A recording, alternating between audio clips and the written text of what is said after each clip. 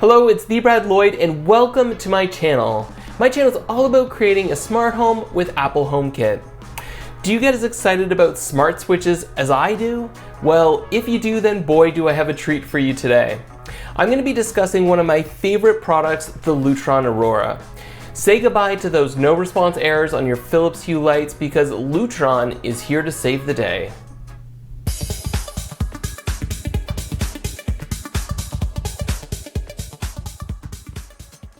I want to start by saying that this video is not sponsored and I purchased this product on my own.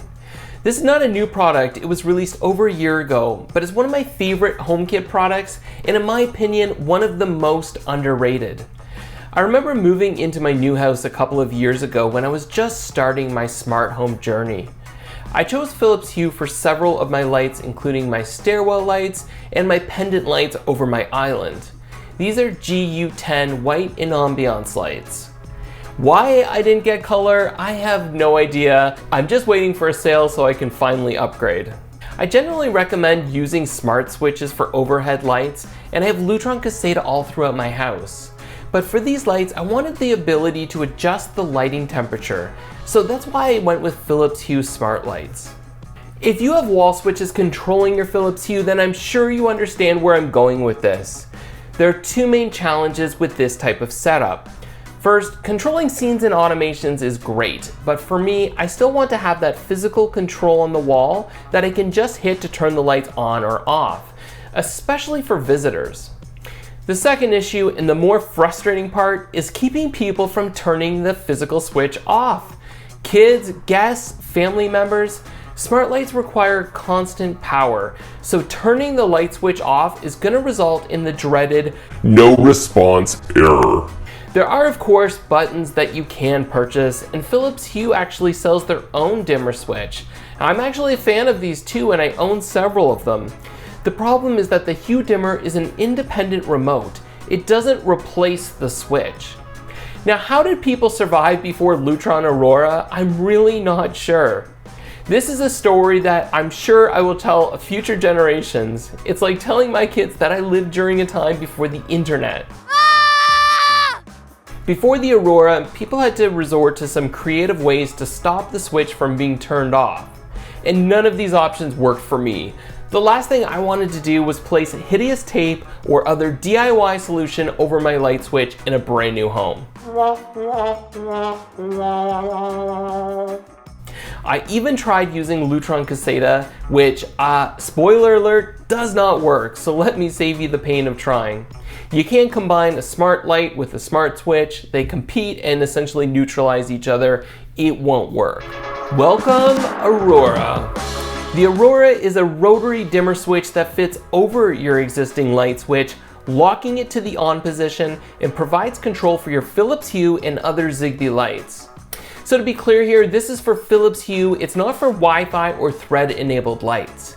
I'm loving the Nanoleaf Essentials lights, and I'll link the video where I recently reviewed these lights, but whenever someone asks me what type of HomeKit lights is best, I always ask where are they going and how will they be controlled. If your lights are being controlled by a switch, I always recommend Philips Hue with the added Aurora. It's a little bit more money, but it's totally worth it. So let's take a closer look at the Aurora and then I'll go over the installation. Now today I will be installing the Aurora in my stairwell, which is a three-way switch. This means I'll have to replace the light switch at the bottom and the top of my stairs. Now the Aurora comes in two designs. They have a toggle switch and a Decora or paddle switch. In Canada, the toggle switch retails for $49.99 and the paddle switch for $59.99. I sometimes find the paddle switch hard to find.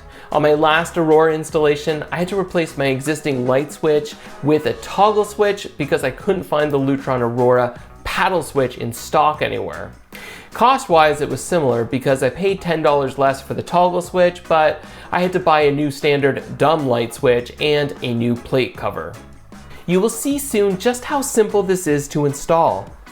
The Aurora will work even when your Wi-Fi is down. Now this happened to me recently, so I can speak from experience.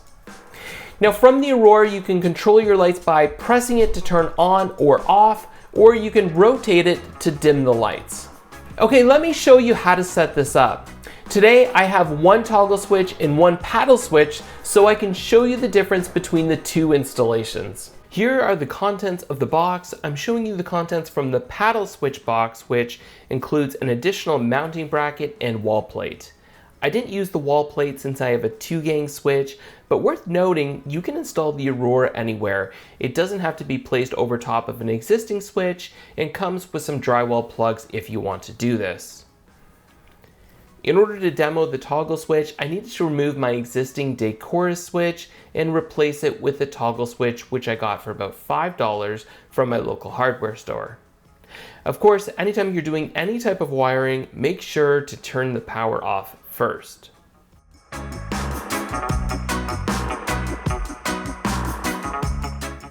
I had to replace my existing wall plate with a Decora toggle combination wall cover, which I was able to get for just a few dollars.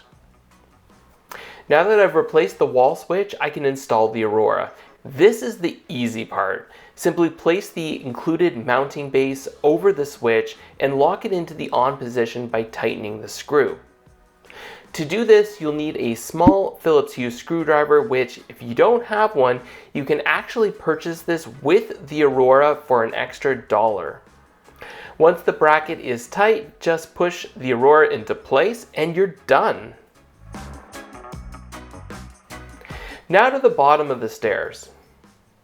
Replacing the paddle switch is a little bit different, and you do need to remove your existing switch and cap the traveler and hot wires together.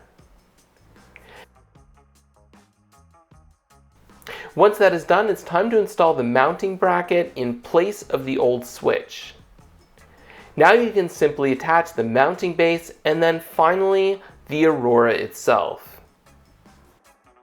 Programming the Lutron Aurora is pretty simple. Just open the Lutron app. Wait, not the Lutron app. The Aurora actually connects to your Hue bridge through the Hue app.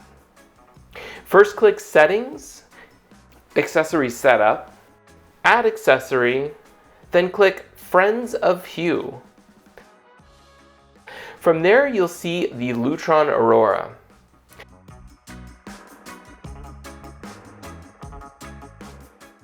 Now you can select the room. You can then rename the Aurora to whatever you would like. And you can also program here how you want the Aurora to respond when it's pressed. In this case, I've set mine to last on state.